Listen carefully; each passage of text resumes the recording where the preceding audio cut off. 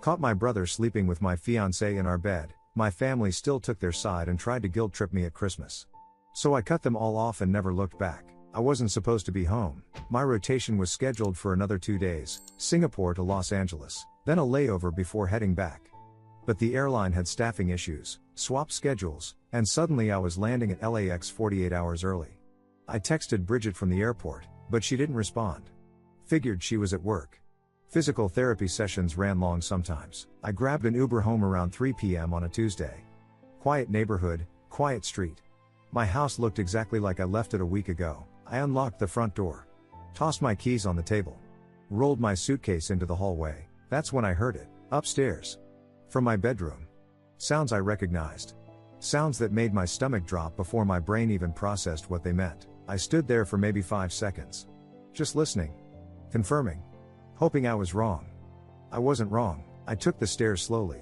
Each step deliberate. My heart wasn't racing, it was cold. Steady. Like my body already knew what my mind hadn't accepted yet. The bedroom door was half open. I pushed it wider. Bridget. My fiancée. The woman I was supposed to marry in 8 months. In my bed. With my brother, Troy. They didn't hear me at first. Took them maybe 3 seconds to realize someone was standing in the doorway. 3 seconds of me watching the two people I trusted most in the world destroy everything I thought I knew about them. Bridget saw me first. Her face went white. She gasped, scrambled, shoved Troy off her. Troy turned. Made eye contact with me. I just stared. Oh my God. Bridget grabbed the sheet, her voice high and panicked. You're not supposed to be. Get out, I said. My voice came out flat. Calm. Like I was telling her to pass the salt. She froze. Please, let me explain. You have 10 minutes to get your things and leave. Or I'm calling the cops for trespassing. Troy stood up, pulling on his pants. Bro, wait. I didn't look at him. Didn't turn my head. Didn't acknowledge he'd spoken. My eyes stayed on Bridget. Please, she begged, tears already streaming. It's not what you think. 9 minutes. Troy stepped toward me. We need to talk about this. I walked past him. Shoulder to shoulder. Like he wasn't there. He might as well have been a ghost. I went to the closet. Pulled out the duffel bag I'd bought for Bridget last Christmas. Tossed it on the bed. Start packing, I said to her. Bridget was sobbing now, mascara running. This was a mistake, I swear, I don't know what happened. 8 minutes. Troy tried again. Moved into my line of sight. Look at me. Please. Just look at me. I stepped around him. Went to the dresser. Started pulling out her clothes. Threw them toward the bag. Stop. Bridget grabbed my arm. Stop, please, we need to talk. I pulled my arm free. Gentle. But firm. You need to pack. Troy's voice cracked. Say something to me. Anything. Yell. Hit me. Just. I walked to the bathroom. Grabbed her toothbrush, her makeup bag, her shampoo. Brought it all back to the bedroom. Set it next to the duffel. Bridget wasn't packing. She was standing there crying, hands shaking. Troy was still trying. I know you're annoyed. I know I messed up. But you're my brother. I checked my watch. 5 minutes, please. Bridget lunged forward, grabbed my shirt. I love you. I made a horrible mistake, but I love you. 4 minutes. Troy put his hand on my shoulder. Don't do this. Don't shut me out like this. I shrugged his hand off. Didn't look at him. Walked to the door. Where are you going? Bridget's voice was desperate. Downstairs. You have 4 minutes to be gone or I'm calling the police. I left the bedroom. Went down to the living room. Sat on the couch. Pulled out my phone. Opened the contacts. Found the non-emergency police line. Finger hovering over it. I could hear them upstairs. Bridget crying. Troy talking, his voice muffled. She was begging him for something. Help, probably. A plan. He kept saying my name. Over and over, like I gave a crap. 3 minutes later, they came downstairs. Bridget's duffel barely packed, clothes shoved in messily. Troy had his shirt on backward. His face was red, eyes wet. Bridget paused at the door. Please. Can we just? No, I said. Troy stepped forward. Stood right in front of me. I'm not leaving until you say something to me. Anything. I looked at my phone. Waited, say something. Troy's voice broke. I raised my eyes. Looked at Bridget. Leave your key on the table. Her hand shook as she pulled the key off her ring. Set it down. She was still crying, still trying to speak. I didn't hear it. Didn't process it. Troy hadn't moved. You're my brother. You can't just. I stood up. Walked around him. Opened the front door. Held it. Bridget stumbled out, sobbing. Troy lingered. Stared at me. Desperate. Broken. I stared past him. Through him. Please, he whispered. I didn't blink. He finally walked out. Turned on the porch. Tried one more time. We need to talk. I closed the door. Locked it. Walked back to the couch. Sat down. Stared at the wall. My phone started ringing 30 seconds later. Troy. I watched it ring. Watched his name flash on the screen. Watched it go to voicemail. It rang again immediately. Again. By the time the sun set, he'd called 47 times. I didn't answer once. Didn't delete the calls. Didn't block him. Just let them pile up. Let him see that I saw them. Let him know I chose not to answer. Because Troy didn't exist anymore. I packed a bag around 9 p.m. Checked into a hotel. Left my house empty. My phone lit up one more time before I went to sleep. Troy, please just say one word. I'm begging you. I read it. Left it on read. Turned off the light. And I haven't said a single word to him since. I woke up at 6 a.m. in the hotel room. Checked my phone out of habit. 63 text messages. 22 missed calls. All from Troy. I scrolled through them with my coffee. Read every single one. I'm sorry. Please talk to me. You're my brother. I know I messed up, but please. Say something. Anything. I can't sleep.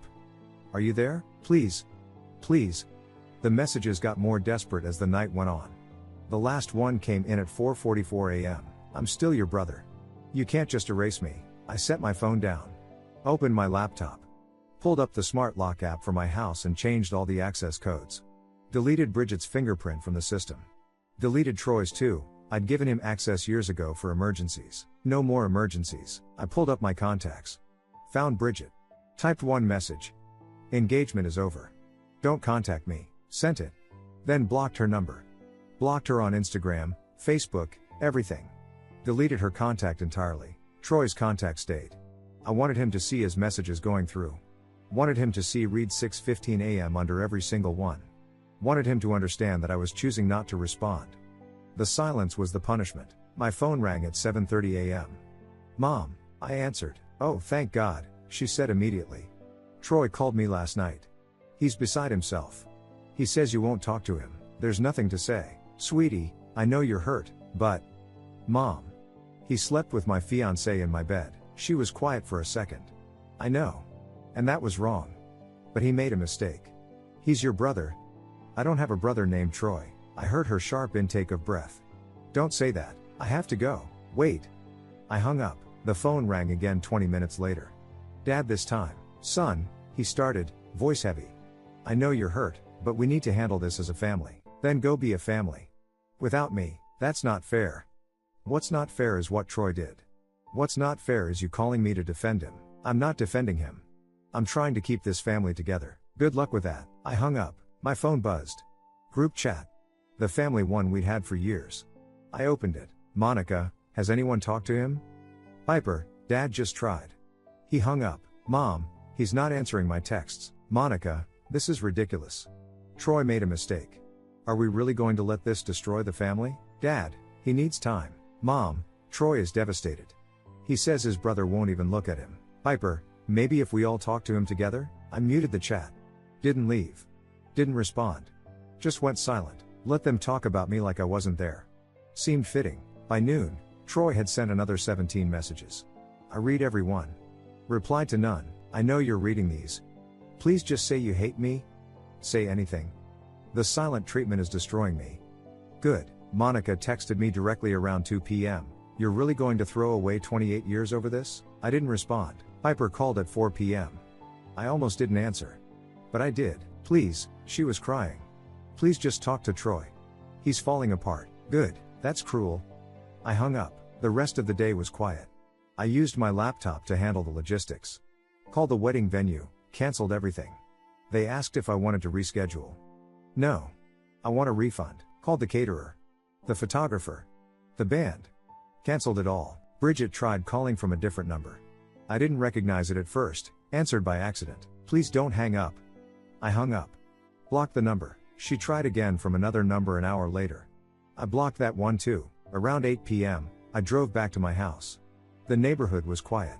I pulled into my driveway, grabbed my suitcase from the hotel, and went inside. The bed was still unmade. Still smelled like her perfume. His cologne. I stripped the sheets. Threw them in the trash. The pillows too. The comforter. All of it. Dragged it all outside to the bins. Went back inside. Ordered a new mattress online. Express delivery. My phone buzzed constantly. Troy. Always Troy. I read every message. Felt nothing. The group chat was still going. I unmuted it long enough to scroll through. Monica. He hung up on Piper. Mom, this isn't healthy. Someone needs to talk to him face to face. Dad, I'll try again tomorrow. Troy, I just need him to say one word. Just one. Piper, maybe we should give him space? Monica, space? He's icing out his own brother. That's not space, that's cruelty. Troy, I deserve it. Monica, no you don't. You made a mistake. You're human. I muted it again. Took a shower. Stood under the water until it ran cold. Got dressed. Sat on my couch. Stared at my phone. Troy's messages kept coming. I'll wait as long as it takes. You're my brother and I love you. I'm so sorry. I turned on the TV. Some late night show. Wasn't really watching. Around 1:30 a.m., I went upstairs. Got into bed, the guest room bed, since I'd thrown out my mattress. I was almost asleep when I heard it. Pounding. On my front door. Then shouting. I know you're in there. Troy's voice. Please.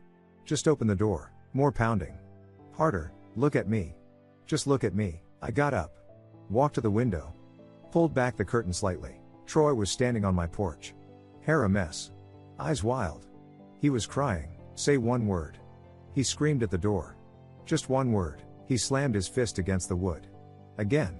Again. I'm your brother. I stood there. Watched him break down. Watched him slide down to sit on my porch steps, head in his hands, sobbing. My hand was on my phone. Could have called the cops. Could have gone downstairs. Could have done something. Instead, I closed the curtain, went back to bed, lay there in the dark, listening to my brother cry on my doorstep, and felt absolutely nothing. Troy left around 3 a.m. I heard his car start up, pull away. By then I was already asleep again. The next morning, my phone had 6 more messages from him. I read them over breakfast. Didn't respond. Week went by like that. Troy messaging. Family calling. Me ignoring all of it. I went back to work. Flew to Tokyo, then Sydney. Came home. Troy had left a letter taped to my door. I threw it away without opening it. The following Tuesday, I came home from a grocery run to find a car parked in front of my house. My parents' car. They were sitting inside, waiting. I grabbed my bags from the trunk. Walked past their car to my front door. Dad's window rolled down. We need to talk. No, we don't, please. Mom's voice. Just let us in. I stopped. Key in the lock. Thought about it. Then I unlocked the door and pushed it open. Didn't look back. Just walked inside. They followed. I set the groceries on the kitchen counter. Started putting things away. They stood in my living room, awkward. Uncertain. Sit if you want, I said, not looking at them. They sat. I finished with the groceries. Made myself coffee. Didn't offer them any. Finally turned around, leaned against the counter. Well, Mom spoke first. Her eyes were red. Like she'd been crying recently. Troy is not okay. That's not my problem. He's your brother. Not anymore. Dad shifted forward. What he did was wrong. We're not saying it wasn't. But he's still blood. Blood doesn't mean anything when it's the knife in your back. Mom's voice cracked. He's barely eating. He can't sleep. You not speaking to him is destroying him. I took a sip of coffee. Good. How can you be so cold? Mom was crying now. He made a mistake. A mistake is forgetting to text back. A mistake is being late to dinner. What Troy did wasn't a mistake. It was a choice. Dad stood up. He's still your brother. You can't just erase him. Watch me. This silent treatment, Dad continued.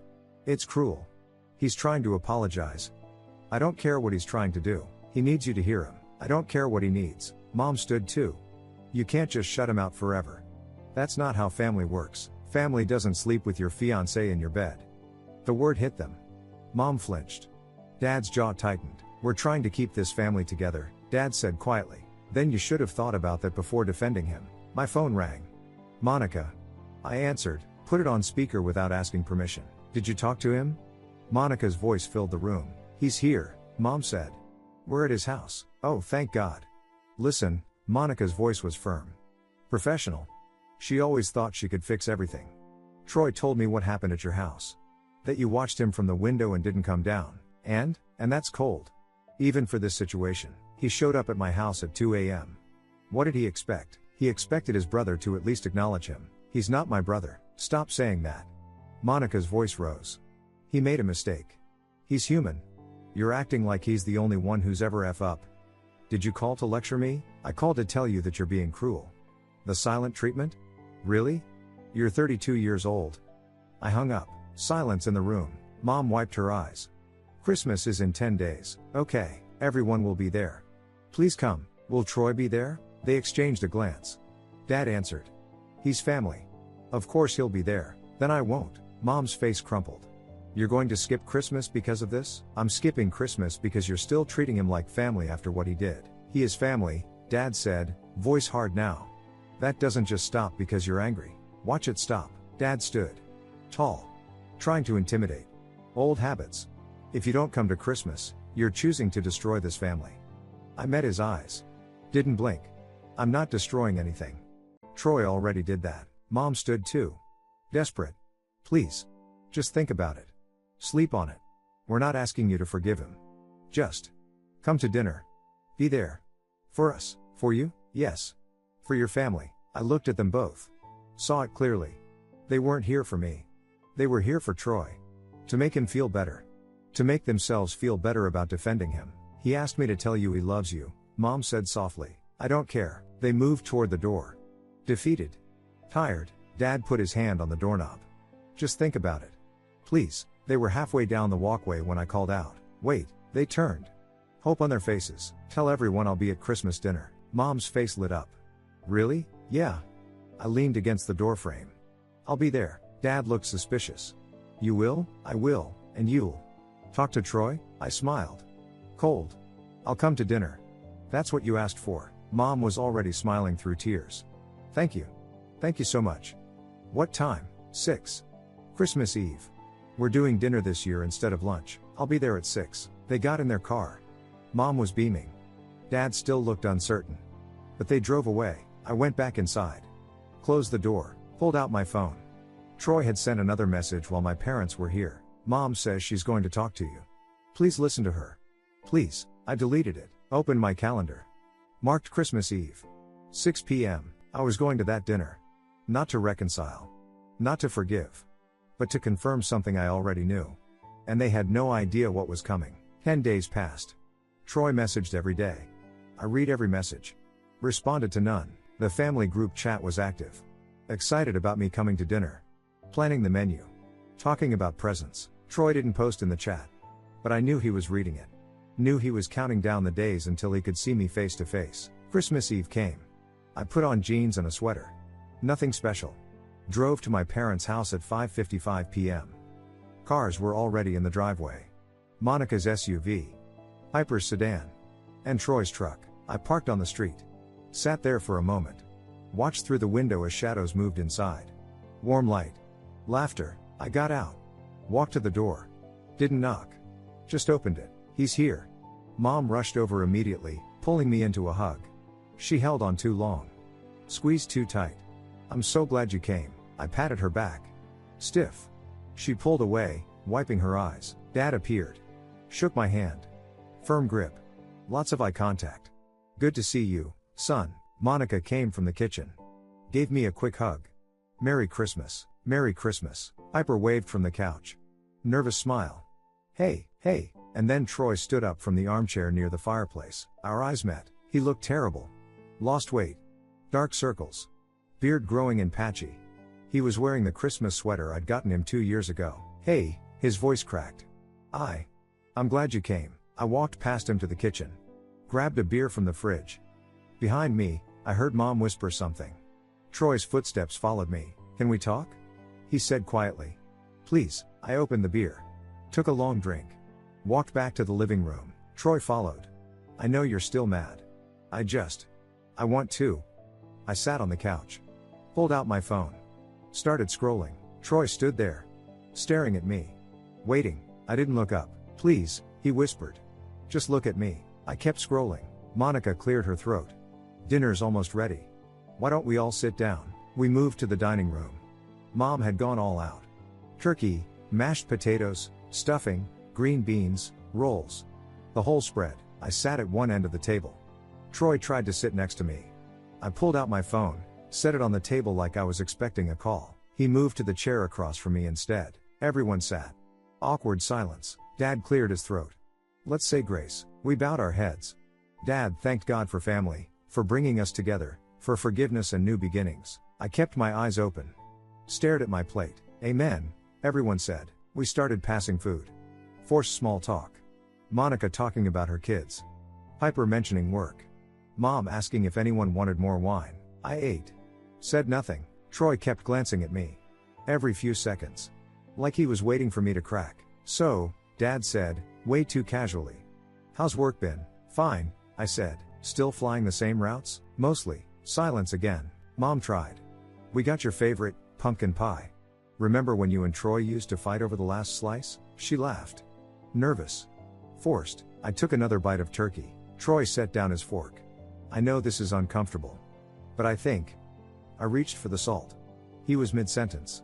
I just reached past him like he was invisible. His mouth closed. Dad jumped in. Let's just enjoy dinner. We can talk after. No, Troy said. No, I need to say this. He looked directly at me. I'm sorry. I know that doesn't fix anything. I know I destroyed everything. But I'm sorry. And I love you. You're my brother and I love you and I turned to Monica. Can you pass the potatoes? Troy stopped. Mouth still open. The words died in his throat. Monica slowly passed the bowl. I spooned potatoes onto my plate. Kept eating. Did you hear me? Troy's voice shook. I'm apologizing. I'm trying to. I took a drink of beer. Piper spoke up. This is so uncomfortable. Can't you two just talk? I looked at Piper. I have nothing to say. To any of us? She asked. Or just to him? I'm talking to you right now, aren't I? Troy's face went red. So you'll talk to everyone else but not me? I cut my turkey. Took a bite. This is ridiculous, Monica said. He's sitting right there. Apologizing. The least you can do is acknowledge him. Dad's tone hardened. She's right. This is childish. I set down my fork. Looked at Dad. Childish? Yes. He's your brother. He made a mistake. He's been drunk. Bridget was confused. It just happened. It just happened, I repeated. Flat. Cold. Mom reached across the table. We're not excusing what he did.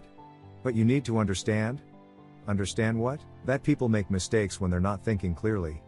He was thinking clearly enough to drive to my house. To go upstairs. To get into my bed. Silence. Monica tried next. Look, we all agree it was wrong. But you can't just erase him from your life. Watch me. Troy slammed his hand on the table. Silverware jumped. Stop it. Just stop. I'm right here. I'm sitting right in front of you. Say something to me. Yell. Hit me. Just acknowledge that I exist. I looked at him, really looked at him. For the first time since that day in my bedroom, his eyes were desperate. Pleading. Broken. I held his gaze for 5 full seconds. Then I looked back at my plate and kept eating. Troy's breath caught. Like I'd punched him. Okay, Dad said. Voice hard now. That's enough. You made your point. I stood up. Where are you going? Mom asked. I looked around the table. At all of them. Mom crying. Dad angry. Monica frustrated. Piper uncomfortable. And Troy. Shattered. I came here tonight to confirm something, I said. Calm. Even. And I did. Confirm what? Dad demanded. That you all chose him over me. Mom shook her head. That's not fair. You invited him here. Knowing what he did. Knowing it would hurt me to see him. You asked me to sit at this table and eat dinner with the man who slept with my fiancée in my bed. And you thought what? That I'd just forgive him? That we'd hold hands and sing carols? We thought if you spent time together, Monica started. You thought wrong. Troy stood. Please don't leave. Please. I'll go. I'll leave right now. Just stay. I walked to the door. Dad followed. If you walk out that door. I turned. What? You'll cut me off? Too late. You're being selfish, Monica called out. Good, I said. I should have been selfish sooner. Mom was sobbing now. Please. It's Christmas. Merry Christmas, I said. I opened the door. Troy was right behind me. Desperate. Wait. Please. Just one word. Just tell me you hate me. Tell me something. Anything. I looked at him one more time. He stopped. Held his breath. Hopeful, I turned, and walked out without saying a single word. I got in my car. Sat there for a minute. Through the window, I could see them inside. All standing around. Arguing. Troy collapsed on the couch. Dad pacing. Mom crying in Monica's arms. I started the engine and drove away. My phone started ringing before I hit the main road. Monica, I declined. Dad, declined. Mom, declined. Troy, declined. By the time I got home, I had 23 missed calls. I walked inside. Poured a drink. Sat on my couch and opened my messages. Dad, you humiliated your brother in front of the whole family. Monica, that was cruel. He was right there and you wouldn't even speak to him. What's wrong with you? Piper, you made Mom cry. Are you happy now? Mom, please come back. Let's fix this. We can work through this as a family. Troy, I'm sorry, please just say something. I set the phone down. Finished my drink. Picked the phone back up.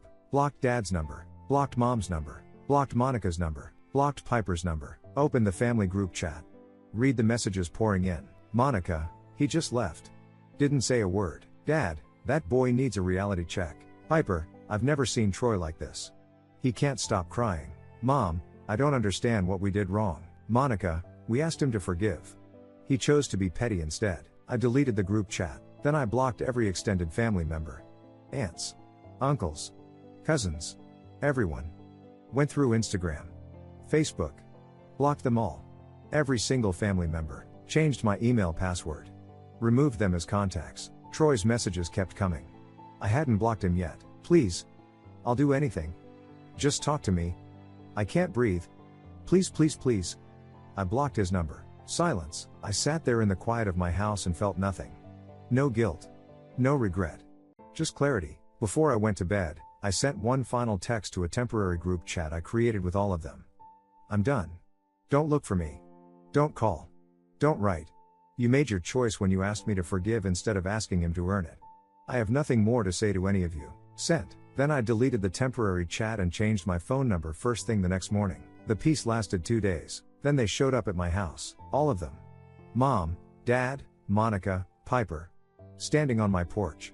Ringing the doorbell. I watched from the upstairs window. Didn't move. They rang again. Knocked. Called out. We know you're home. Your car's in the driveway. I stayed upstairs. They waited for 40 minutes. Finally left. I called the non-emergency police line. Explained I had family members harassing me. Trespassing. Asked them to note it in their system. Have you asked them to stop contacting you? The dispatcher asked. Yes. Multiple times. And they're still showing up? Yes. We'll send a patrol car by to document it. If they come back, call us immediately. They came back 3 more times that week. The 4th time, I called the cops. They came. Talked to my parents. Explained trespassing laws. My parents left. Didn't come back. The letters started arriving. Handwritten. Certified mail. From Mom, from Dad, from Monica. I returned every single one. Unopened. Returned to sender written across the front. Troy tried to reach me at work. Showed up at the airline's main office. Asked for me at the desk. I called HR immediately. I have a family member who's harassing me. He's been asked to stop contact multiple times and won't. He just showed up at our offices looking for me. I need this documented. HR took it seriously. Banned Troy from the premises. Flagged his name in their system. Told me to report any further contact. Monica created a new Instagram account. Username was just random letters. Sent me a DM. I know this is me. Please just read this. We miss you. Mom is devastated. Troy is. I recognized her writing style within 3 words. Blocked. Reported. Piper tried to reach me through a mutual friend. Asked the friend to pass along a message. I told the friend, if you pass messages from my family, I'll cut you off too. The friend apologized.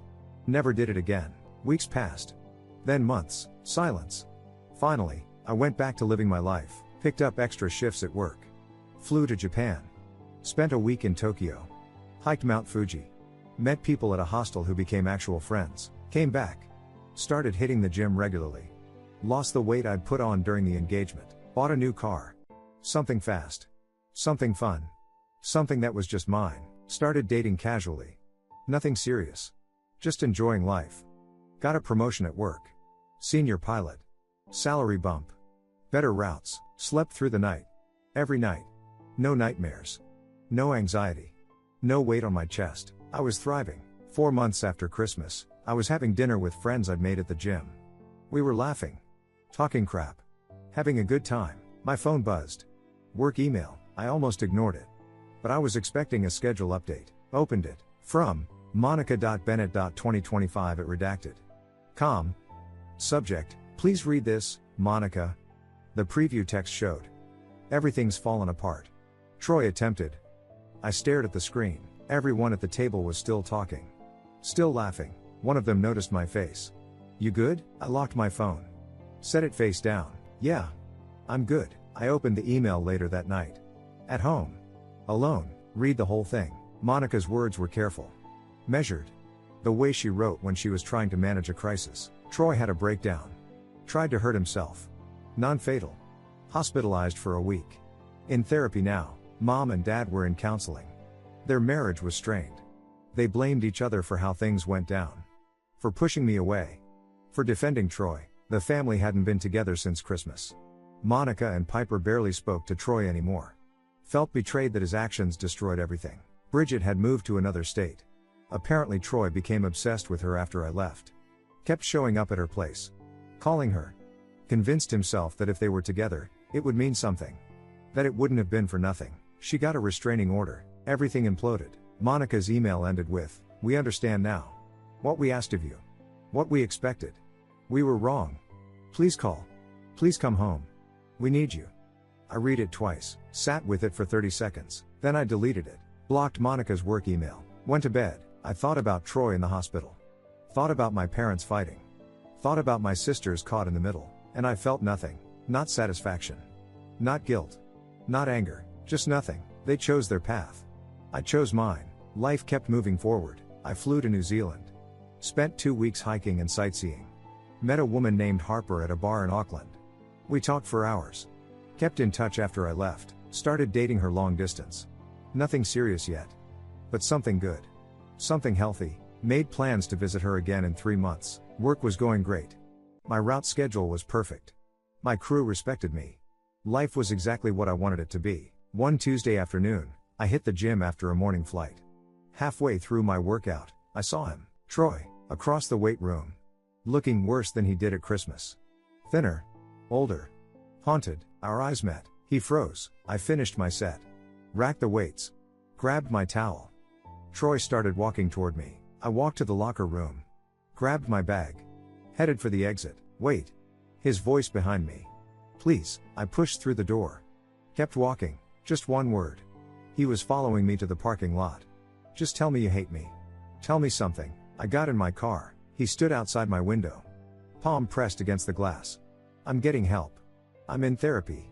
I'm trying. I started the engine. Please. I backed out. He had to step away or get hit. Drove away. Checked my rearview mirror once. He was standing there in the parking lot.